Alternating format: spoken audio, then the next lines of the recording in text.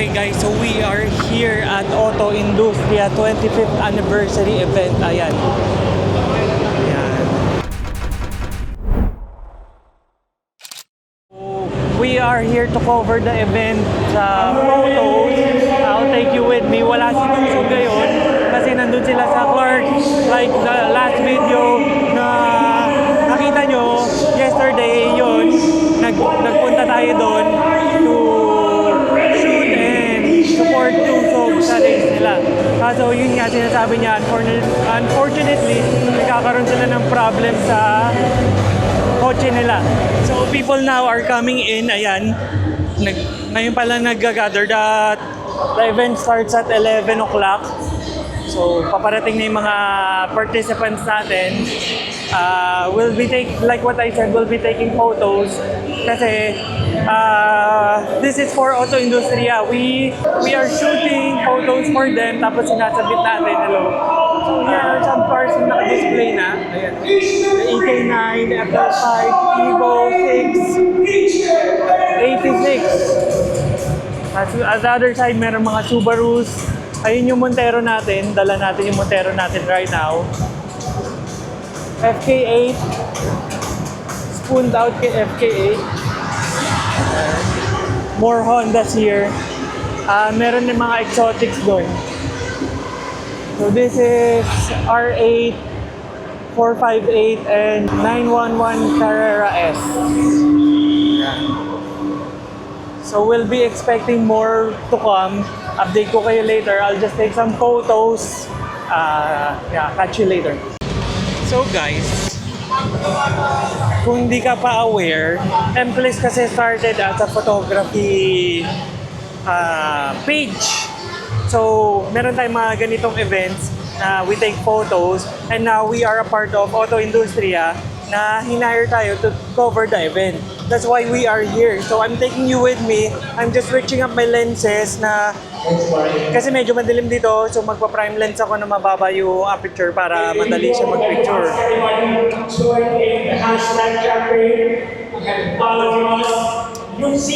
That is why I'm vlogging with my DJI Action 5. Yeah, medyo yung quality medyo mas mababa kaysa dun sa A6700 natin. Like what I said, wala nga si Tusog. So I'll be taking you with me para tayong dalawa muna mag-usap, magkwentuhan regarding sa coach. Papakita ko rin sa inyo yung mga sasakyan na mag-a-attend here at Auto Industria 25th anniversary. So congratulations to Auto Industria for their 25 years. Tara, magpo-photos na tayo. Let's go! Tingnan nyo itong shot na to. Tingnan. Thank you everybody! Welcome to the 25 anniversary! Like what I said, we are a part of Auto Industria. Kumukuha tayo ng photos for them and they are posting it for their articles online or Facebook, mga ganon. So, meron tayong mga articles na na-publish na ni Sir Brent for their page, Auto Industria. If you haven't liked it yet, follow mo sila, Auto Industria, sa Facebook. Makikita mo doon yung ibang articles is tayo yung kumuha ng photos nun. So, meron rin silang photo booth dito. Ang ganda, ayun, naka-frame yung car mo para sa booth na yun. If you want to take photos, tapos naka-set up sila dito. Ayan. For that. Galing, ganda. Yun, grabe, ang init dito. This is third basement na Ayala Manila Bay. Sobrang init talaga. Pero, tingnan nyo, mga Subarus. Mga VA. Tapos ito yung bago na wagon. Ganda rin. Ay, wagon na bago. Wagon. Ganda. Ito pa isa. Here's another Subaru. Check out this 250, LC250.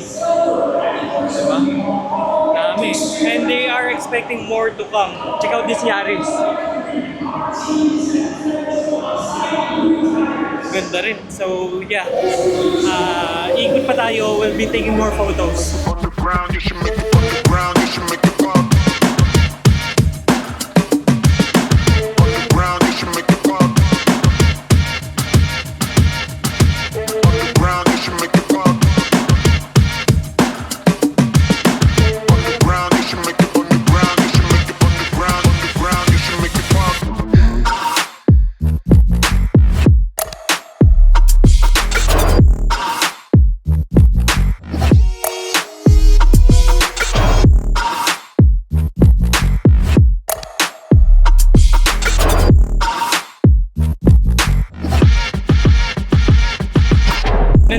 may dulo. Medyo tahimik dito. Ayan. Share ko sa inyo, yung unit ko is the A6700 and ginagamit ko lens is the 30mm Sigma 1.4 para sa low light. Kasi kanina naka 70 to 70mm ako na f2.8, medyo bitin pa rin ako, tinataas ko pa yung ISO. Ayoko nang mataas masyado yung ISO. So I switch up to my 30mm, yun nga lang wala akong zoom. Kasi this is a prime lens. Nandito tayo sa dulo ngayon, umiikot pa, taking photos nga. Check out this FD. Feels FD. Ganda oh. Feels FD. Kompleto. Ganda. So maybe later we'll switch up to the 11mm para mas wider naman, makuha natin yung grupo-grupo. It's a little bit early nga what I've said na nag-start kasi to 11 o'clock, so it's around 11:30-ish pa lang. Kung hindi ako nagkakamali.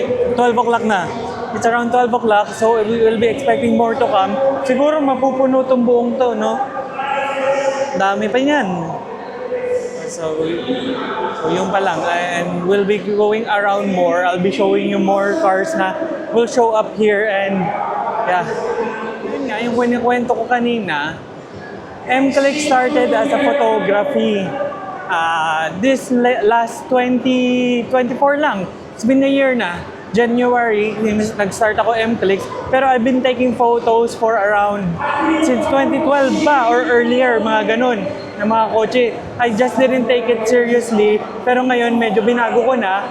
Kaya that's why I started M-Clicks. M-Clicks na nag-edit na ng photos, mas detailed yung pag-edit natin. So, nagustuhan naman ng mga tao. Yun nga lang, then I started, after a few while na nagpo-photos tayo, sabi ko parang I want to do something more na ma-share ko sa inyo at the same time ma-record natin yung experience natin sa mga ganitong events. That's why I started vlogging. And then, next thing led to another na nakasama nga natin si Chino, kung napanood yung podcast namin or napanood nyo yung isang video namin na kwento ko nangyari na ganun. Tapos, we are here now. Kaya sobrang thankful ko talaga na maski pa paano, meron sumusuporta sa atin na nag-aabang ng mga videos natin. Kaya maraming salamat sa inyo. So, stay tuned kayo. We'll be going around more and comment down below kung anong pinaka-nagustuhan mong kotse na naka-display dito ngayon. More to come. So, I'll catch you later. So, konti-konti na napupuno yung events place here at Ayala Mall, Manila Bay, Basement 3 again. Since we are here at the Auto Industria 25th anniversary event, I just want to share a little background on the autoindustria.com. Autoindustria.com is a leading Philippine-based online automotive magazine. That's 25 years long na already. Imagine that, since 2000. Year 2000. Grabe, ang tagal niya na. And it's a real pleasure to be a part of this. Taking photos for them. Nung nag-start si M-Click, hindi ko inakala na magkakaroon tayo ng opportunity na ganito. Kaya sobrang thankful ako sa lahat na sumuporta, and kay Sir Brent na nag-hire sa atin to be a part of this Auto Industria. So Sir Brent is one of the founders of autoindustria.com. Check this out. So, yeah. Antayin pa natin pa konti-konti na pupuno, and I'll tell you more about the little Auto Industria and M-Clicks as we go on. So, I'll catch you later. Guys, check this out. EK9 C-West. Straight C-West. C-West bumper, side skirt, rear bumper, wing. Ganda, sobra. Ayan, oh. Matched with the spoon, teamed spoon wheels, spoon caliper, tapos spoon interior goodies like seat, steering wheel. So fun fact, di ba? Kung napanood nyo yung last video natin regarding nung nasa Clark tayo, kinikwento ko na nagkaroon ako ng EK9 also. Yun nga lang, that was way back around 2010, mga ganun, or 2012. Siguro mga 2012, mga ganun. Hindi ko na maalala eh. That was one of the one that got away. Yung EK9 ko na yun. Sobrang ganda nun. Nung time na yun, wala pa siya sa 1 million price. Ngayon, magkano na yung ganun? Grabe, no? If ever, naisip ko nga, kung hindi ko binitawan yun, siguro milyonaryo na. So yeah, yun lang, sinishare ko lang sa inyo yun. So guys, check this out. This is a Mugen EG. Straight Mugen, lahat. Mugen chin, Mugen intake, Mugen valve cover, Mugen strut bar, Mugen engine. Ayan o. That's a Mugen B16B. Great engine na kinabit niya dito. Imagine how rare this is. Mugen wheels, Mugen steering wheel. Sobrang mahal na niyan ngayon. Grabe. Mugen covers. Ayan. And even in the inside, ayan o. Isipin mo yung yellow gutters na yan. And the yellow SR3s. Mugen steering wheel, Mugen gauge. And all of the Mugen goodies. And JDM goodies nandyan. Sobrang ganda nitong and well-built, well-executed na Mugen EG. So, comment down below ano sa tingin mo magkano tong Mugen EG na to as is. Okay, so meron silang ticket na binibigay pag may QR code ka na pwede ka sumali sa raffle. Ayan, pinutol na nila. And then, meron kang food mamaya. So yeah, meron tayong pagkain mamaya. Okay guys, I just saw another rare car here in the Auto News 3 event. Check this out, an Evo 6.5 Tommy Makinen Edition. Grabe, ganda. This was a tribute to Tommy Makinen's 4 consecutive wins sa WRC. Imagine having a car named after you. Sobrang galing mong driver nun.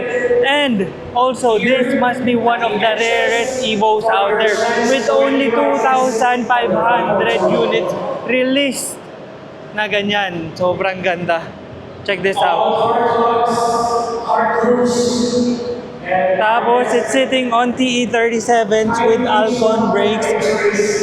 Ganda talaga. Oh. Even the interior says Tommy Makinen. Evo Cruise arriving. Ayan. Evo, from Evo 9 to Evo 7, Evo 5. Ayan. Dami nila.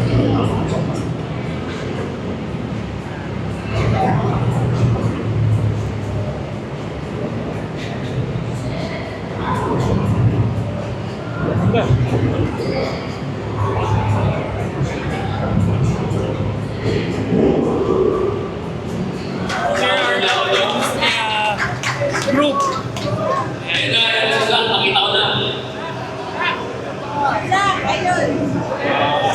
These are the people behind the auto. Youngest member of our group. Lagi nga lang late.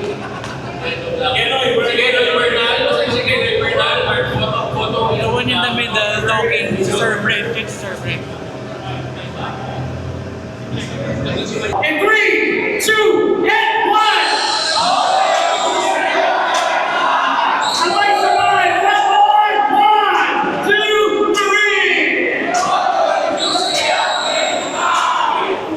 Medyo napupuno na yung ating events place. Grabe, ang dami nang pumunta, ang dami nang nagdag. So tara, ikot na tayo. Papakita ko na sa inyo isa-isa yung mga sasakyan. Let's go!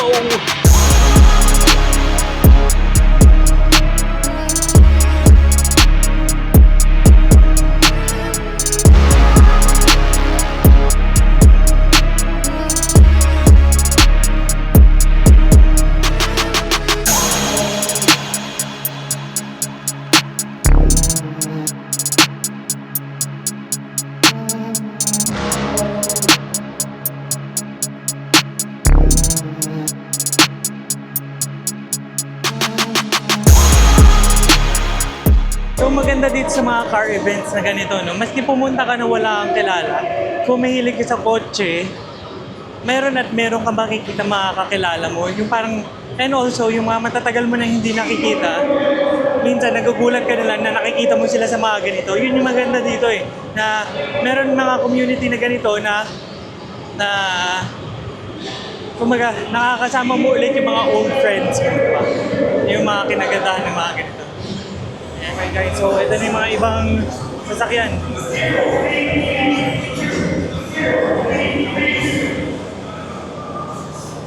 I don't know kung naka-line up sila for the photo booth there. Nilagyan na ng backdrop yun, so mas maganda na siya kaysa dun sa kanina. Look at the GR Yaris here. GR Yaris is Honda FL5. Ayan. Ganda. FK8. FL5. GT5.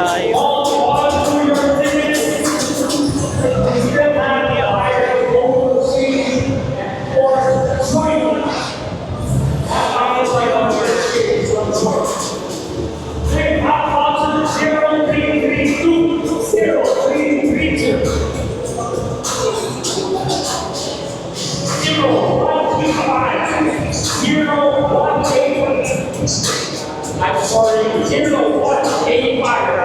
0185. Daming tao. Ayun o.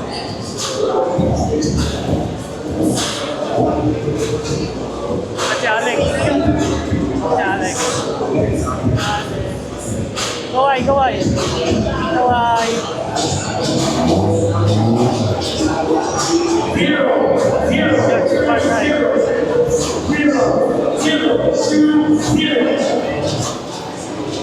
Kami pa parating. So, I'll catch you later again. Photos ulit ako. Guys, so kailangan nyo talaga makita to. Ilang beses ko na to pinakita dito pero baka hindi mo pa rin nakikita. Check this out. DC5. Mugen DC5. What's different about this DC5 Cherries? Tingnan mo to. It's a turbo. Pero hindi lang basta turbo siya. It's an all-wheel drive DC5. Tingnan nyo to ha. Straight Mugen, Mugen bumper, Mugen kits, Mugen wing, all-wheel drive. Ayan, all-wheel drive.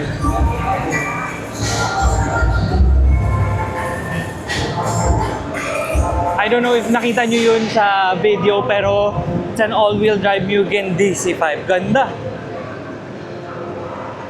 This is, as far as I know, one of one here in the Philippines.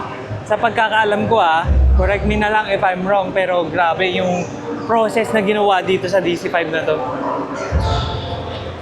Ibang klase talaga. And beside that, check this out. GR Yaris na naka-favorite wheels natin, the Desmond Regamasters. Ganda rin. Naka-Voltex wing. GR Yaris. Another GR Yaris beside it. Most likely gagawa natin ng video to si DC5 Mugen all-wheel drive soon. Hindi lang ngayon kasi nandito tayo sa auto industry event. Ayan. Where many more are coming. So, ikot. So, marami pa akong papakita sa inyo. Stay tuned. Pero so far, anong pinaka-nagustuhan mo na sa lahat-lahat na nakita mo? Comment down below. Ayan si Kuya Tim. Pinahiram tayo susi para ikutan natin itong Mugen DC5 niya. Okay, dati meron ako nito. Ewan ko lang kung makaka-copyright tayo dyan sa music. Pero dati meron ako nito.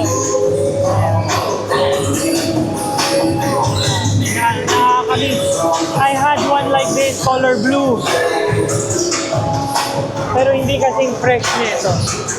Sana hindi tayo makapiright ng music, pero kailangan ko talaga pakita sa inyo to. Ganda.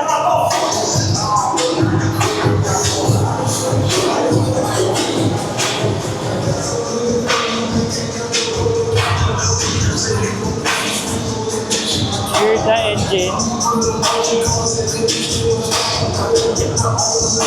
Wow.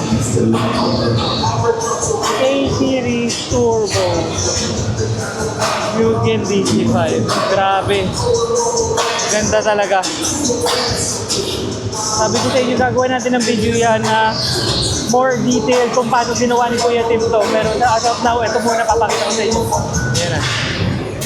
I don't know kung nakapila sila for the photo frame doon, pero ayan yung mga Evo Club Philippines. Ayan. So nakapila nga sila for the photo frame doon nung kotse kasi mayroon ng backdrop ngayon eh. Kanina wala pa eh. Ganda ng backdrop ngayon. Mamaya pagdating ko doon papakita ko sa inyo. Okay guys, so I have here Sir Brent ko. One of the founders ng Auto Industria. So tatanong natin sa kanya a little bit of history background sa Auto Industria. Hi everyone, Brent from AutoIndustria.com. I'm one of the co-founders. So yeah, we started this as something out of college. We just decided to, put together something all about cars. Hindi pa uso internet noon, pero here we are. Thank you for all the car groups, car clubs that showed up to our first ever car meet here. Thank you to Ayala Malls, Manila Bay for supporting us. Thank you to our very supportive partners, Cylon Tires, Motul, Team Ride Max Philippines, and Joint Eyewear, Vico App, GWM Philippines. Salamat.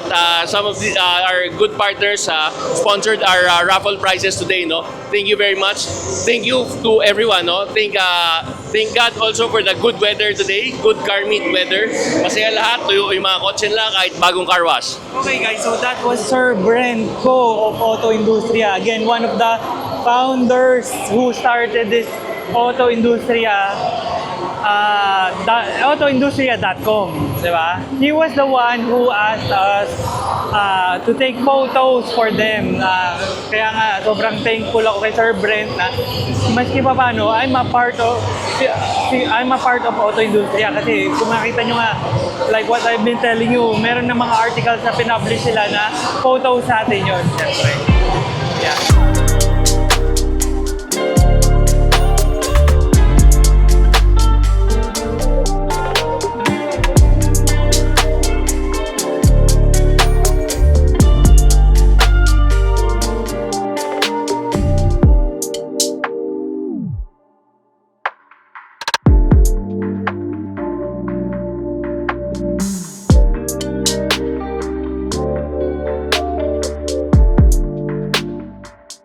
Okay guys, so nandito tayo sa likod ng sasakyan ni Bods. Ayan.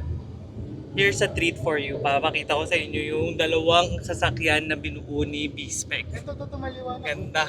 So hanap lang kami pwesto somewhere here na maliwanag and maluwag. Tapos pipicturean natin at papakita natin sa inyo lahat paano bumuo ng EK.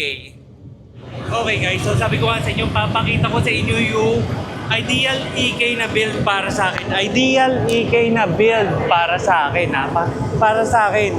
So this, would you believe me na LXI siya dati. Pero wala na siyang bakas na LXI. Kasi di ba, usually ang LXI naka-drum brake sa likod. Tapos yung antena niya, wala dito. Imagine the conversion na ginawa dito ni Bods para to make it look like an SIR. Sobrang dami niyang ginawa dito sa kotse na to. Walang panel na left untouched. Walang bolt na left untouched. So this has the B16B engine Type R. Tapos naka-AP racing na brakes with a CE28. Tapos naka-Neova AD09 na tires. Tapos retractable side mirrors. Inside naka Tomcat siya na Recaro seats. Tapos palit na rin yung sa dashboard niya and also may PLX siya palit na tong panel na to. Naka 2 din na siya. Meron siyang foot lamp. Ewan ko ano tawag doon. Key light. Palit na rin yan. Palit na rin yun. So, tapos naka sunroof. Naka disc brake sa likod like what I said. Tapos, so technically nilipat niya, kinonvert niya completely to SIR. Ang naiiwan na lang na bakas na LXI nito is the chassis number. Kasi pag SIR, Padec 454, di ba? Ito hindi. So doon mo lang makikita na hindi talaga siya SIR. Meron pa siyang rear wiper na may sprayer pa. So ganun ganong katindi yung transformation na ginawa nito. And also this one. This one is a legit SIR naman na naka B18C Type R naman. So from B16 local, short block, pinalitan niya ng B18C Type R. Naka Rega Masters na brights. Alam niyo naman na gusto natin yung Rega Masters na yan. Lalo na dito sa brights na to, tapos paired with the color black. Mode perfume na brakes, mode perfume na chin. Naka sunroof rin. Tapos technically halos same sila ng build, konting difference lang sa setup. So naka sunroof na rin yan. Ito walang rear wiper, tapos naka clear red siya na taillight. So here's the two side by side. So here's the V16B engine ng LXI na sinasabi ko sa inyo. Supposedly dapat PH15 siya na non-VTEC. Pinalitan niya ng V16B Type R. Sobrang simple lang tignan. Sobrang parang nilagyan lang ng mags, nilowered, linagyan preno. Pero overall, kung alam mo yung Honda build, kung kabisado mo yung mga Honda builds, mga Honda na kinabit niya, inayos niya dyan, talagang mapapawaw ka na lang. Yep. So yan, another look of the two, dun sa dalawa. Si Bods, may-ari nito LXIR na to. Kung tutuusin mo lahat, magkano bumuo ng ganyang sasakyan?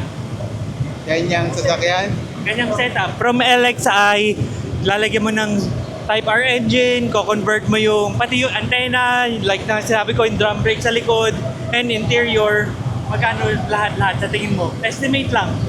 Minimum 1M. Minimum kumbaga tipid na tipid ka pa. So kasama dun yung kotse. Pagkasama yung kotse, mga 1.5. 1.5M. So kung presyuhan mo yung sasakyan mo, magkano? 2M. Bilhin nyo na daw, 2M. Oh. Eto. Sabi niya, ganun kadaming parts nilagay niya, ganun karaming effort nilagay niya dito sa kotse na to. Kung kung maka-Honda ka talaga, you will know. Aside from that, aside from building the LXIR, pati yung itim, siya rin nag-guide kay Raf. Ito si Raf, yung may-ari ng itim. Siya nag-guide kay Raf para buuin yung SIR naman niya na black. Yung SIR na black, sino mas busog sa dalawa? Yung black. Yung black mas busog sa dalawa? Yung black, doble ng presyo ng kotse ko yun. So 4M. Oo. Ganun. Sama kotse. Kasi SIR na yun. Siyempre, doon pa lang mas mahal na. Tapos lahat ng pyesa nun, 90% brand new. Sa akin, hindi ganun eh. So, halos doble yung presyo niya. Okay. So, yun. Sino mas mabilis? Yung kotse ko. Siyempre, yung kotse mo. So, yeah. This, sabi ni Bods, yung black SIR na to is nilagyan, lahat ng parts naman niya is completely brand new from the moldings and under chassis, lahat brand new, pinalitan. Maski yung mga windshield moldings na ganyan daw pinalitan. Kasi this is parehas naman sila, parehas silang show finish car. Kumbaga, ready for car show anytime. And they have proven themselves na nakasali na sila sa Manila Auto Salon. Parehas itong dalawang to. So that's my ideal EK build, yan dalawang yan. Sobrang ganda na ito talaga. So comment down below, ano mas gusto mo dito sa dalawa? Yung silver or yung black? Comment down below. So there are Subarus here also na nagpo-photoshoot. Ayan. We did a photo shoot between the two cars also. If you want me to go in more details sa pag-build ng EK na ganito, kumbaga, iisa-isay natin talaga. Kasi hindi mo talaga mapapansin kung sakaling titignan mo lang eh. Kailangan talaga knowledgeable ka sa parts ng Honda para ma-appreciate mo kung gaano ka-detailed yung sasakyan na to. Kung gusto nyo ng more detailed information regarding how to build this kind of car, comment nyo lang, gagawin natin yan. Okay guys, so the event's about to close na. People are leaving. What an event talaga. Grabe, sobrang daming pumunta. As in jam-packed to buong kanina. Iba-ibang from other car groups, different builds, different cars, sobrang dami. Congrats Auto Industria for your 25th year. And hopefully nag-enjoy kayo dito sa ating venture na-share ko sa inyo yung mga itong event na to. And kung gusto nyo rin ng mga ganitong event pa, more content, comment down below. Pupunta pa tayo sa mga ganito. So yeah, I'll catch you in the next one. Don't forget to subscribe and like this video.